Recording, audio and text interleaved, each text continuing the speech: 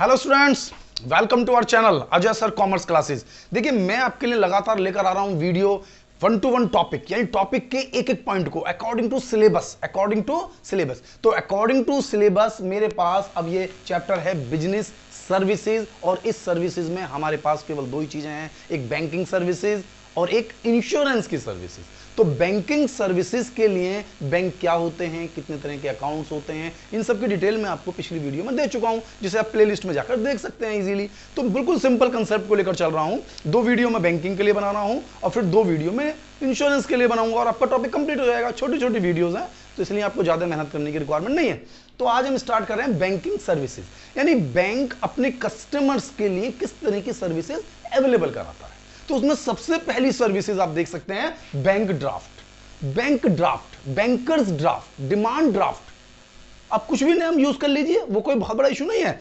लेकिन क्या आपने कभी इनका नेम सुना है? सुना होना चाहिए। हो सकता है कि आपके पेरेंट्स ने कभी फीस डिपॉजिट करने में ड्राफ्ट दिया हो।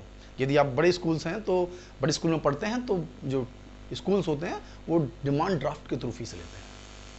बाकी जब आप कॉलेजेस में जाएंगे तो 100% ड्राफ्ट के थ्रू ही फीस डिपॉजिट होगी। बहुत ज़्यादा ड्राफ्ट का कंसेप्ट चलने लगा है, बड़े बड़े कॉलेजेस ड्राफ्ट को ही एक्सेप्ट करते हैं। ट्रांजैक्शन की सेफ्टी होती है। वैसे तो चेक के थ्रू भी पेमेंट कर सकते हैं, लेकिन चेक में डिसऑनर होने के चांसेस हैं। चेक में क्या होता है, डिसऑनर हो सकता है। पार्टी को हमने चेक दे दिया और कैंसिल हो गया। वैसे तो चेक के कैंसिल होने के बहुत बड़े टिपिकल रूल है हमारे पास, कि अगर आपका चेक कैंसिल हो गया तो आपको सजा हो सकती है 6 मंथ की भी। लेकिन फिर भी हो तो सकता है ना, कौन पीछे दौड़ेगा, कौन केस लड़ेगा, ऐसा तो नहीं है ना। तो सेफ्टी के लिए बैंक ड्राफ्ट, तो बैंक ड्राफ्ट वो ट्रांजैक्शन है, यानी कि एक तो खास बात यह है कि बैंक ड्राफ्ट की कि ऑल ओवर इंडिया आप कहीं भी ले आ सकते हैं, यानी किसी भी ब्रांच में के लिए आप बैंक ड्राफ्ट बनवा सकते हैं। समझ रहे हैं आप? किसी भी, यानी कि अगर मुझे एसबीआई का ड्राफ्ट बनवाना है तो किसी भी ब्रांच से किसी भी ब्रांच के लिए ऑल ओवर द इंडिया मैं इस ड्राफ्ट को बनवा सकता हूं। तो फैसिलिटीज ये है। कुछ चार्जेस लेते हैं बैंक, कुछ चार्जेस होते हैं 20, 30, 50, 100 रुपए के। जैसे जैसे अमाउंट होती है, अमाउंट ज्यादा होती है तो चार्जेस ज्यादा भी हो सकते हैं। लेकिन ये सेफ्टी है। सेफ्टी इस तरह से है कि जिस पर्सन ने अमाउंट को पे करना है, पहले उसके अकाउंट से अमाउंट का डिडक्शन होगा, तब ड्राफ्ट बनेगा। तो तब ड्राफ्ट बनेगा तो यानी अमाउंट तो सेव हो गई।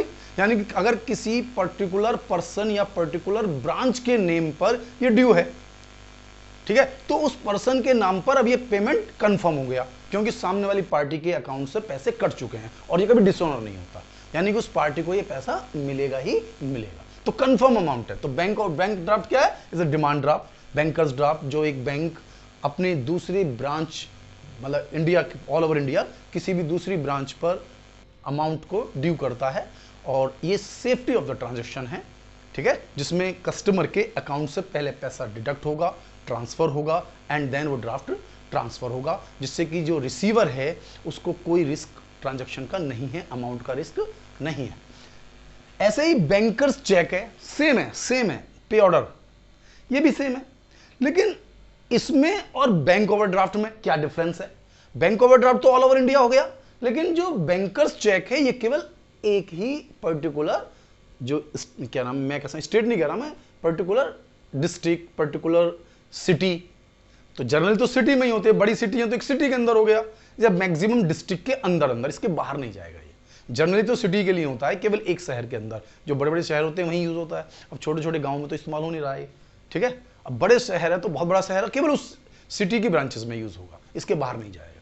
तो है तो सेम ही, तो इसके ट्रांजैक्शंस, इसका चार्जेस भी कम है। इस पर जनरली कई बार बैंक चार्ज लेता भी नहीं अपने कस्टमर से। भाई बहुत सारे ट्रांजैक्शन करते हैं, बैंक्स में अकाउंट है, जैसे करंट अकाउंट आपने बनवाया तो करंट अकाउंट के चार्जेस तो वैसे ही लेता है बैंक, तो इसके लिए अलग से चार्ज नहीं भी लेगा। लेकिन जो बैंक ड्राफ्ट है इसके तो चार्जेस होते हैं, और चार्जेस भी ठीक ठाक है इसके, जो डिपेंड करते हैं कस्टमर्स के रिलेशंस पर भी बेस करते हैं, ऐसा नहीं है। ये जितने भी सर्विसेज होती हैं, इनके जो चार्जेस होते हैं वो कस्टमर्स और बैंक के रिलेशन पर भी होते हैं, कि कितना बड़ा कस्टमर है, कितनी ट्रांजैक्शन हम करते हैं, क्या क्या फैसिलिटीज हम ले रहे हैं, किस किस तरह का अमाउंट हमारा डिपॉजिट होता है। तो उसी के पॉइंट ऑफ व्यू से काफ़ी फैसिलिटीज़ के जो चार्जेस होते हैं वो बैंक कम देता है। लोन पर भी ऐसे ही होता है बैंक का, जो बैंक आपको लोन देता है वो अलग अलग पर्सन के लिए अलग अलग रेट होती है इंटरेस्ट की, है ना। किसी का बेस रेट जैसे 4% है आरबीआई का, तो 4% के ऊपर 5 पर दे देगा, 6 पर दे देगा, और कुछ को तो 15 और 18% पर देता है। देखा ना, 18% तक के इंटरेस्ट बैंक चार्ज कर लेता है। तो वो डिफरेंट है, कस्टमर बेस पर है। और अब ये टॉपिक है आरटीजीएस। ये एक स्पेशल चीजें हैं, ये एक मॉडर्न वर्ल्ड में आरटीजीएस और निफ्ट, ये बहुत इंपॉर्टेंट चीज है। RTGS real time gross settlement, gross settlement है, ध्यान देना, ये क्या है, ग्रॉस। और जो निफ्ट है वो नेट सेटलमेंट है। तो जो ग्रॉस सेटलमेंट है ये ह्यूज अमाउंट के लिए होता है, ह्यूज अमाउंट के लिए। ह्यूज भी कम से कम मिनिमम 2 लाख रुपए के लिए है। कम से कम कितने रुपए के लिए है, 2 लाख रुपए चाहिए कम से कम। ज्यादा कितना ही हो, ज्यादा की कोई बाउंडेशन नहीं है। तो एक तो दोनों में, एक तो डिफरेंस थोड़ा सा माइंड में मेंटेन कर लीजिए, क्योंकि दोनों एक जैसे ही लगते हैं, बहुत ज्यादा डिफरेंस नहीं है। आरटीजीएस में कम से कम 2 लाख रुपए, जबकि निफ्ट में 2 लाख रुपए की रिक्वायरमेंट नहीं है। निफ्ट में 2 लाख रुपए की नहीं, मिनिमम कितनी अमाउंट हो सकती है और मैक्सिमम कितनी अमाउंट हो सकती है। लेकिन जो आरटीजीएस है ये ग्रॉस लेवल पर ट्रांजैक्शन को कर देता है। इसमें आपके पूरी डिटेल्स चाहिए कस्टमर्स के, भाई कस्टमर जिसके नाम में ट्रांसफर करना है, जो ट्रांसफर कर रहा है। और सबसे जो इंपॉर्टेंट चीज होती है कि आरटीजीएस और निफ्ट कराने के लिए आईएफएससी जो कोड होता है ये बहुत जरूरी है।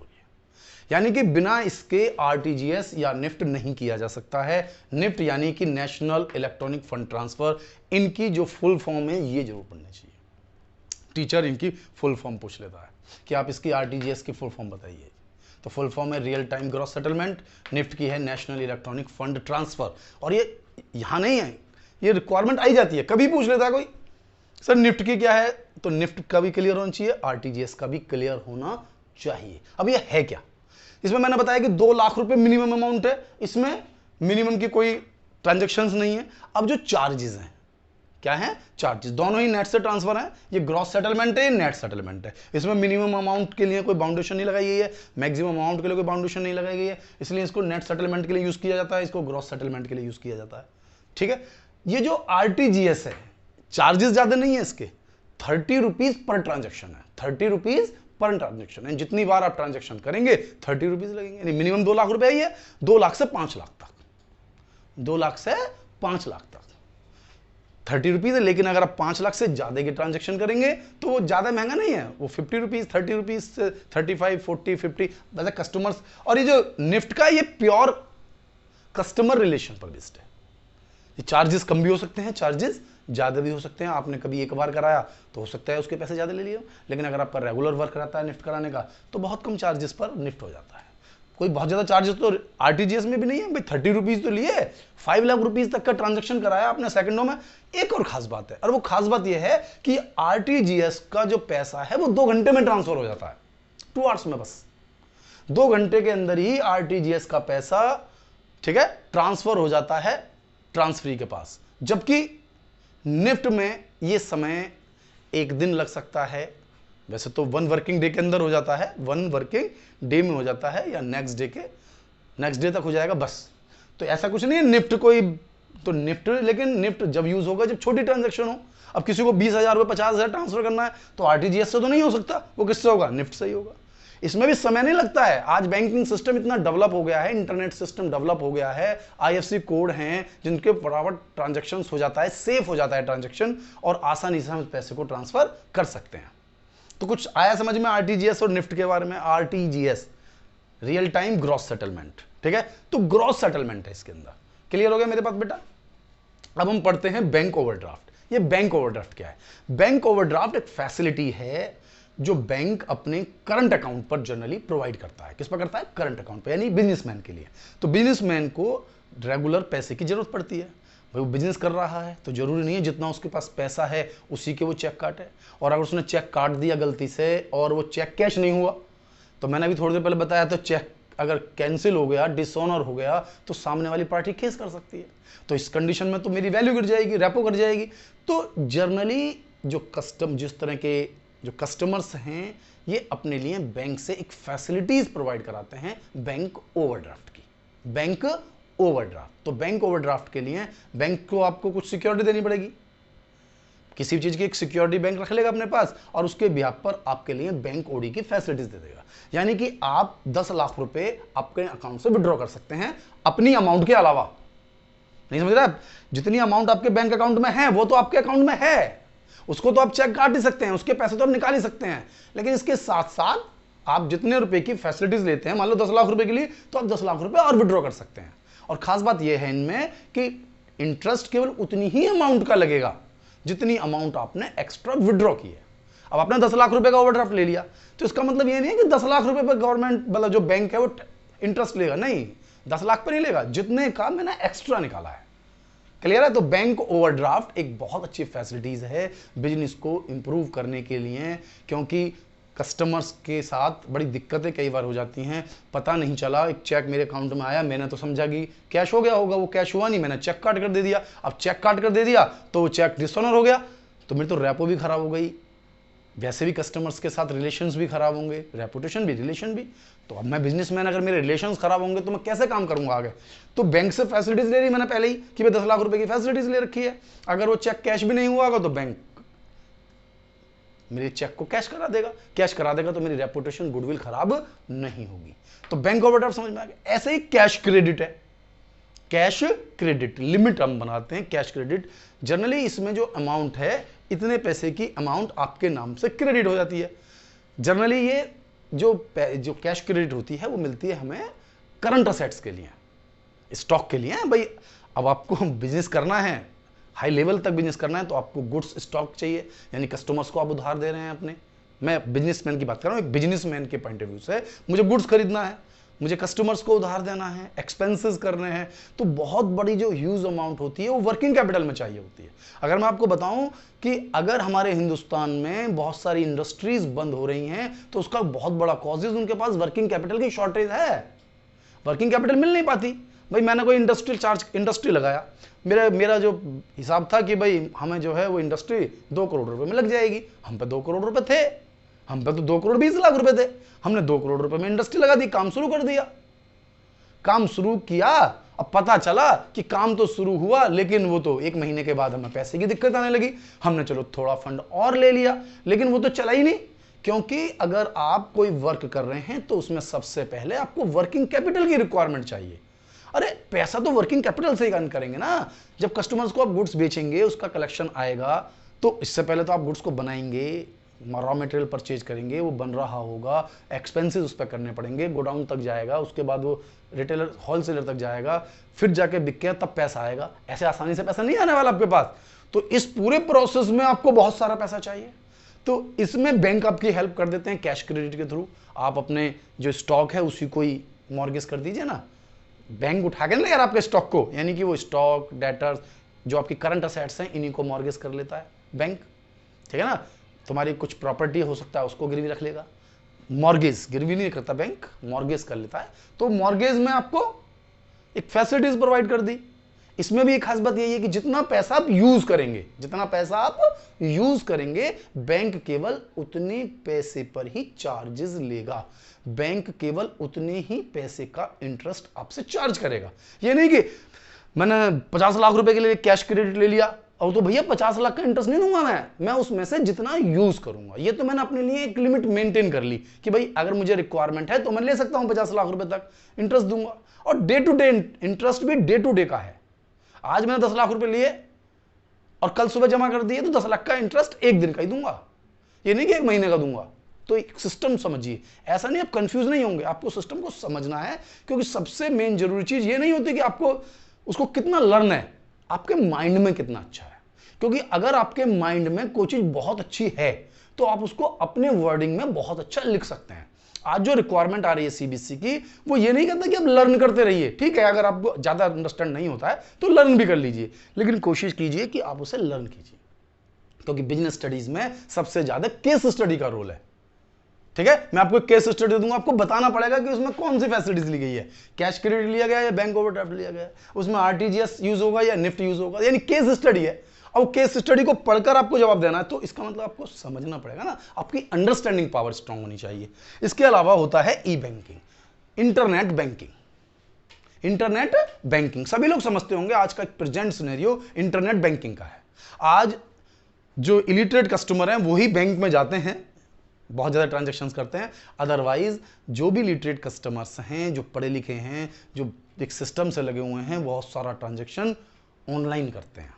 तो जो ऑनलाइन ट्रांजैक्शन है उसको ई बैंकिंग कहते हैं। क्या कहते हैं इसको? ई बैंकिंग। इसमें क्या क्या फैसिलिटीज है?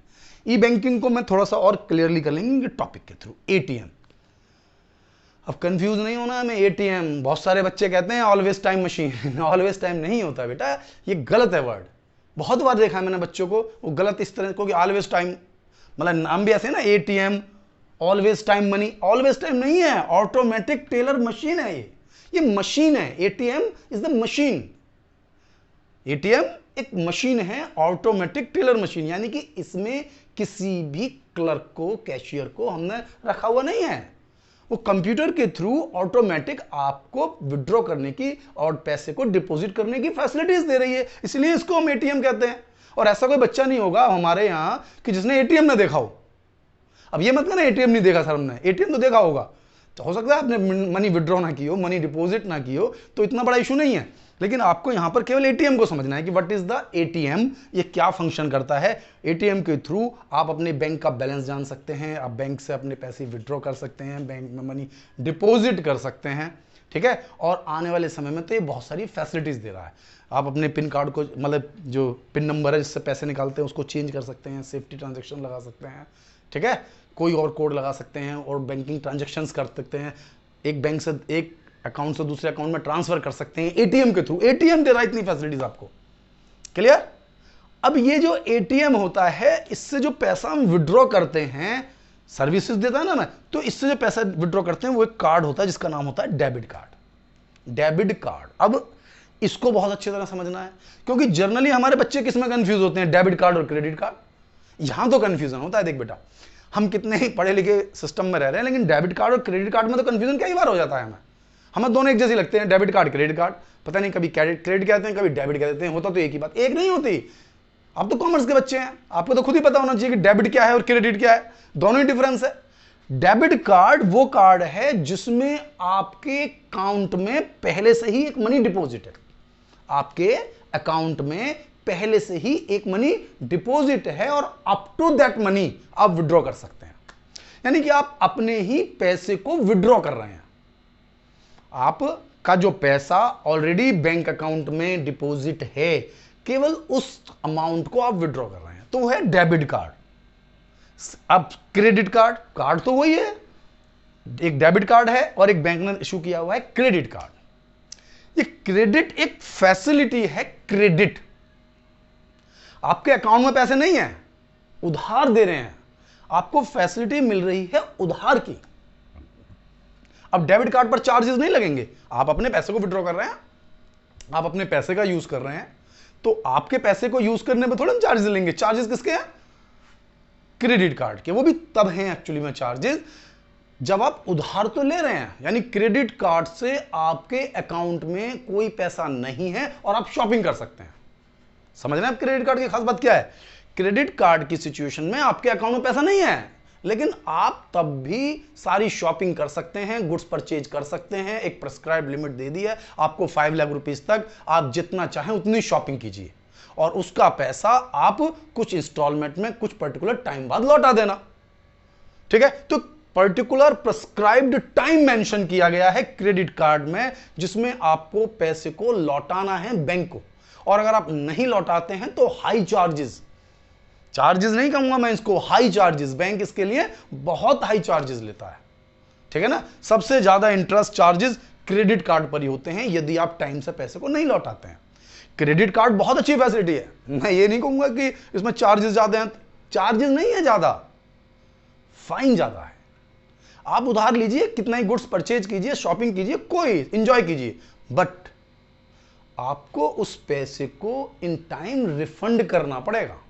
आप उस पैसे के लिए ये नहीं कह सकते कि रिफंड बाद में होगा। जो टाइम है, एक प्रेस्क्राइब टाइम है, 1 मंथ 2 मंथ, एक या इंस्टॉलमेंट्स में भी हो सकते हैं पैसे। जैसे आप कोई मोबाइल खरीदते हैं, क्रेडिट कार्ड के थ्रू फैसिलिटीज मिली आपको कि आप इसका पैसा 10 इंस्टॉलमेंट में दे दीजिए, तो आपको ये पैसा 10 इंस्टॉलमेंट में देना है, तो 10 महीने मिल गए आपको पेमेंट करने के लिए, और वो भी बिना इंटरेस्ट के। कभी कभी चार्जेस भी ले सकता है, इंटरेस्ट भी लग सकता है उस पर, लेकिन फैसिलिटी तो मिल गई ना आपको, आप अपनी मर्जी से परचेज तो कर सकते हैं। तो क्रेडिट कार्ड और डेबिट कार्ड को डिफरेंस समझिए। डेबिट कार्ड में जो आपके अकाउंट में पैसा है आप केवल उसे विड्रॉ कर सकते हैं, उसका यूज कर सकते हैं, जबकि क्रेडिट कार्ड में आपके अकाउंट में एक पैसा भी नहीं है और आपको ये फैसिलिटी मिली हुई है कि आप कुछ भी परचेज कर सकते हैं एक प्रेस्क्राइब्ड लिमिट के अंदर अंदर, और फिर उस अमाउंट को आपको एक प्रेस्क्राइब्ड लिमिट के अंदर अंदर पे करना है। नहीं करते हैं तो हाई चार्जेस आपको देने पड़ेंगे। तो डेबिट कार्ड और क्रेडिट कार्ड ठीक है, देखने में एक जैसे हैं लेकिन दोनों अलग अलग है। इंटरनेट बैंकिंग, इंटरनेट बैंकिंग यानी इंटरनेट के थ्रू आप अपने पीसी से बैंक से रिलेटेड सभी ट्रांजैक्शंस कर सकते हैं। ठीक है, बिल पेमेंट करना, जैसे मोबाइल बैंकिंग है ये भी सेम है, वैसे ये दोनों सेम ही हैं क्योंकि दोनों ही इंटरनेट पर चलते हैं, ये अलग अलग नहीं है। इंटरनेट बैंकिंग के अंदर ही है मोबाइल बैंकिंग, तो इसको अलग ना बनाकर हम एक भी बना सकते हैं, लेकिन बुक्स में दोनों को अलग अलग समझाता है। इंटरनेट बैंकिंग तो इंटरनेट बैंकिंग में वो लैपटॉप को कंप्यूटर के थ्रू मान लेता है, इसमें मोबाइल के थ्रू मान लेता है। आजकल मोबाइल में सारी फैसिलिटीज मिल रही हैं आपको, आप बिल पेमेंट कर सकते हैं ना, मनी ट्रांसफर कर सकते हैं, लेकिन वो इंटरनेट बैंकिंग का काम है, तब भी मोबाइल बैंकिंग से कर लीजिए, क्योंकि जो काम पहले कंप्यूटर से होता था वो मोबाइल से नहीं होता था। आज कंप्यूटर और मोबाइल दोनों सेम कैटेगरी पे आ गए हैं, तो इसलिए अब ये दोनों फैसिलिटीज बिल्कुल एक जैसी हो गई हैं। चाहे आप इंटरनेट बैंकिंग की बात कीजिए, चाहे आप मोबाइल बैंकिंग की बात कीजिए, यानी बैंक से रिलेटेड आप जितने भी ट्रांजैक्शन अपने मोबाइल्स या कंप्यूटर के थ्रू कर सकते हैं। क्या क्या कर सकते हैं, जो मैंने अभी थोड़ी देर पहले बताए थे ये ट्रांजैक्शन इसमें भी हो जाएंगे, जैसे एटीएम में बताए थे मैंने। फिजिकल मनी विड्रॉ तो होता नहीं है, फिजिकल मनी विड्रॉ के लिए तो आपको एटीएम में जाना पड़ेगा। बाकी आप देखिए सारी फैसिलिटीज, वैसे ये फैसिलिटीज मिल रही है, बैंक अब दे रहे हैं। फिर अब देखिए, अब आप शॉपिंग कर सकते हैं, किसी भी शॉपिंग का ऑनलाइन ही पेमेंट कर सकते हैं। ठीक है, आप किसी को मनी ट्रांसफर कर सकते हैं। मनी ट्रांसफर करने का कंसेप्ट, तो सारे बिल पेमेंट, सारे ट्रांसफर करने के सभी रिचार्ज सब कर सकते हैं आप किसके थ्रू, मोबाइल्स या इंटरनेट बैंकिंग। आप इसे इंटरनेट बैंकिंग कह दीजिए। तो इंटरनेट बैंकिंग के थ्रू आपको बैंक से एक यूज़र पासवर्ड मिल जाता है, यूज़र आईडी और पासवर्ड, और उसके थ्रू आप बैंक से रिलेटेड सारे ट्रांजैक्शंस को कर सकते हैं। किसी को यूपीआई ट्रांसफ़र कर सकते हैं, मनी अपने अकाउंट से किसी दूसरे के अकाउंट में, दूसरे के अकाउंट से अपने अकाउंट में, तो सारा का सारा प्रोसेस इसी के थ्रू चलता है। तो ये मतलब प्रैक्टिकल लाइफ का है। आप इसे ये नहीं कहते कि कॉमर्स का है, अरे कॉमर्स का क्या है, ये आपको वैसे भी नॉलेज होनी चाहिए। मैं तो कहूँगा कॉमर्स का क्या है, आपको अगर आप किसी भी सब्जेक्ट से रिलेटेड है आपको ये बेसिक नॉलेज होनी ही चाहिए कि ये पर्टिकुलर चीज़ें हैं क्या। तो अब आप समझिए इस चीज़ को, और आपको मेरी वीडियो कैसी लगी, मेरी वीडियो को लाइक करें, मेरे चैनल को सब्सक्राइब करें, और मेन जरूरी है कि अगर आपने अभी तक बेल आइकन प्रेस नहीं किया है तो बेल आइकन को प्रेस करें, जिससे कि आपको मेरी लेटेस्ट वीडियो के नोटिफिकेशन मिलते रहें। और मिलता हूँ आपसे अब नेक्स्ट वीडियो में।